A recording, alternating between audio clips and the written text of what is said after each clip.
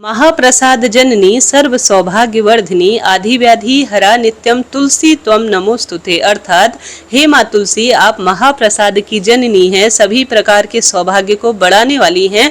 आप मानसिक और शारीरिक कष्ट यानी आदि व्याधि को दूर करने वाली हैं। आपको मेरा बारंबार प्रणाम है। जय माँ तुलसी। आज है 12 जुलाई 2026। आइए श्रवण करते हैं तुलसी माता की दिव्य कथा। कहा जाता है आज जब तुलसी माता की दिव्य कथा श्रवण किया जाए तभी हमारा जीवन श्रेष्ठ होता है और एकादशी व्रत सफल तभी माना जाता है। देर न करते हुए सबसे पौराणिक कथा जो कि श्रीमद् देवी भागवत पुराण में वर्णित है वह सुन लेते हैं। कथा अनुसार एक बार भगवान शिव ने अपना तेज समुद्र में फेंका, उससे एक महातेजस्वी बालक का जन्म हुआ। यह बालक जो कि आगे चलकर जलंधर नाम से पराक्रमी दैत्य राजा बना। इसकी राजधानी का नाम जो कि जालंधर नगरी पड़ा। दैत्यराज कालनेमी के कन्या वृंदा का विवाह जालंधर से हुआ। जालंधर जो कि महाराक्षस था, अपनी सत्ता के मद में चूर होकर उसने माता लक्ष्मी को पाने की कामना से खूब युद्ध किया, परंतु समुद्र से ही उत्पन्न होने के कारण माता लक्ष्मी ने उसे अपने भाई के रूप में स्वीकार किया। वहां से पराजित होकर वह माता पार्वती को पाने की लालसा से कैलाश पर्वत पर चला गया। वहां पर देवादिदेव भगवान शिव का रूप धारण कर माता पार्वती के समीप पहुंचा, परंतु माता ने अपने योग बल से उसे तुरंत ही पहचान लिया और वह वहां से अंतर्ध्यान हो गई। देवी पार्वती ने क्रोध में आकर सारा वृतांत भगवान विष्णु को सुनाया। जालंधर की पत्नी वृंदा अत्यंत प्रतिव्रता थी। उसी के पतिव्रत धर्म की शक्ति से जालंधर न तो मारा जाता था न ही कभी पराजित होता था। इसलिए जालंधर का नाश करने के लिए वृंदा के पतिव्रत धर्म को भंग करना बहुत जरूरी था। इस कारण भगवान विष्णु ऋषि का भेष धारण कर वन में पहुंचे। वहां वृंदा अकेली भ्रमण कर रही थी, वहां पर घूम रही थी। भगवान के साथ दो मायावी राक्षस भी थे जिन्हें देखकर वृंदा भयभीत हो गई। ऋषि ने वृंदा के सामने पल भर में ही दोनों को भस्म कर दिया। उनकी शक्ति को देखकर वृंदा ने कैलाश पर्वत पर महादेव के साथ युद्ध कर रहे अपने पति जालंधर के बारे में पूछा। ऋषि ने अपने माया जाल से दो वानरों को प्रकट कर एक वानर के हाथ में जालंधर का सर दे दिया और दूसरे में उसका धड़। अपने पति की यह दशा देखकर वृंदा मूर्छित होकर गिर पड़ी। होश में आने पर उन्होंने ऋषि रूपी भगवान से विनती की कि वह उनके पति को पुनः जीवित कर दे।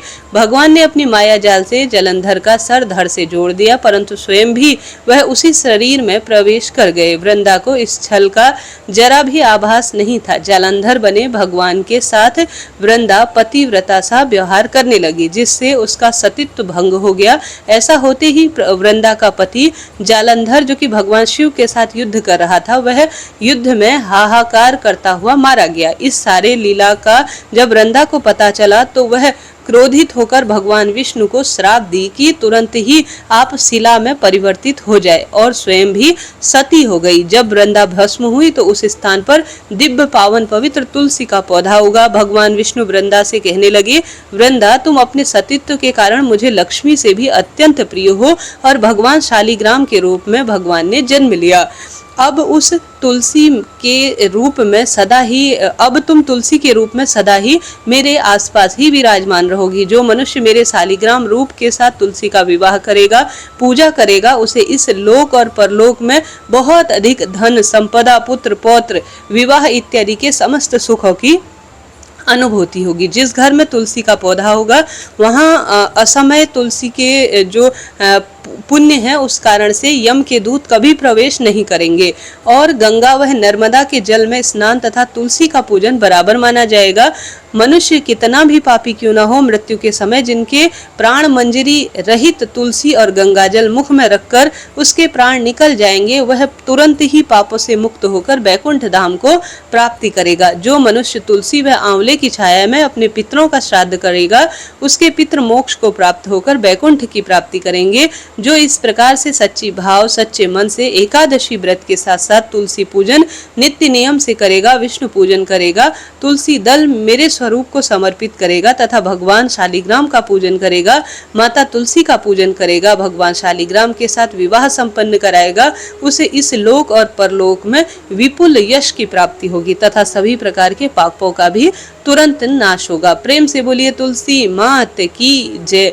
महालक्ष्मी की जय, शालिग्राम भगवान की जय। प्रिय श्रोताजनों, इस तरह से यह तुलसी माता की पौराणिक कथा कही जाती है। आप सभी एकादशी व्रत कर रहे होंगे आज, उसके बाद आप 12 तारीख को अपने व्रत का पारणा कीजिएगा। 12 तारीख को व्रत पारण का समय बहुत सरल है। काशी पंचांग के अनुसार सूर्य उदय 5:14 है, उसके बाद सुबह 5:15 से 8:30 तक 12 जुलाई को अपने व्रत का पारणा आप कर लीजिएगा। प्रिय समय का भोजन दान कर और इस एकादशी में कहा गया है कि घी या मिश्री के साथ अपने व्रत का पारणा करना चाहिए। चाहे तो आप तुलसी पत्र या जल या फल के साथ भी अपने व्रत का पारणा कर सकते हैं।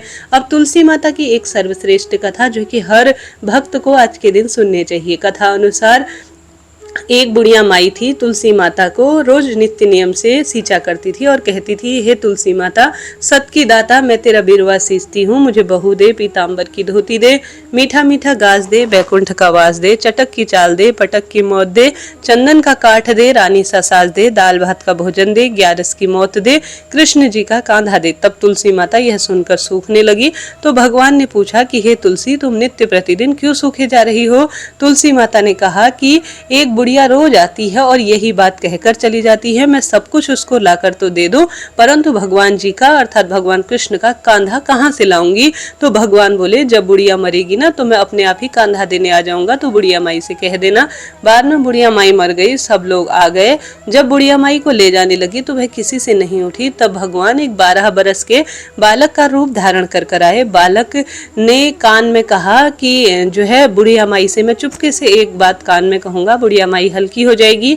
बालक ने कान में कहा, बुढ़िया माई मन की निकाल ले, पीताम्बर की धोती ले ले, मीठा मीठा घास ले ले, बैकुंठ का वास ले ले, चटक की चाल ले ले, पटक की मौत ले ले और कृष्ण जी का कांधा ले ले। ऐसा सुनते ही बुढ़िया माई हल्की सी हो गई। भगवान ने कांधा दिया और बुढ़िया माई को मुक्ति मिल गई। हे तुलसी माता, हे श्री कृष्ण भगवान, जैसे बुढ़िया माई का जीवन धन्य हो गया, बैकुंठ का वासा मिला और उसे मुक्ति मिली और जीते जी पुत्र, विवाह, नौकरी, रोग, कर्ज इत्यादि की जो परेशानी थी उसका निदान हो गया और सारी कामना सिद्ध हुई। उसी तरह से जो भी आज तुलसी माता की सर्वश्रेष्ठ कथा को सुने उसका जीवन सार्थक हो जाए। जय तुलसी मैया। तुलसी महारानी नमो नमो, हरि की पटरानी नमो नमो, धन तुलसी पूर्ण तप की ना, शालिग्राम बनी पटरानी, जाके पत्र मंजरी कोमल, श्रीपति कमल चरण पटरानी। तुलसी महारानी नमो नमो, हरि की पटरानी नमो नमो, धूप दीप नैवेद्य आरती, पुष्पन की वर्षा बरसानी, 56 भोग 3600 व्यंजन, बिन तुलसी हरि एक न मानी।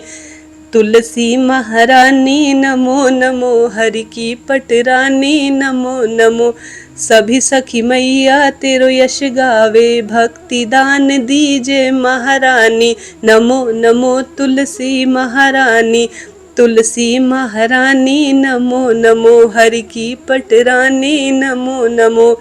जय तुलसी मैया की। प्रिय श्रोताजनों, इसी तरह से रोज आप तुलसी कथा और नित्य प्रतिदिन जो है ज्योतिष जानकारी, व्रत उपवास की कथा कहानियों की जानकारी लेना चाहते हैं तो चैनल से जुड़े।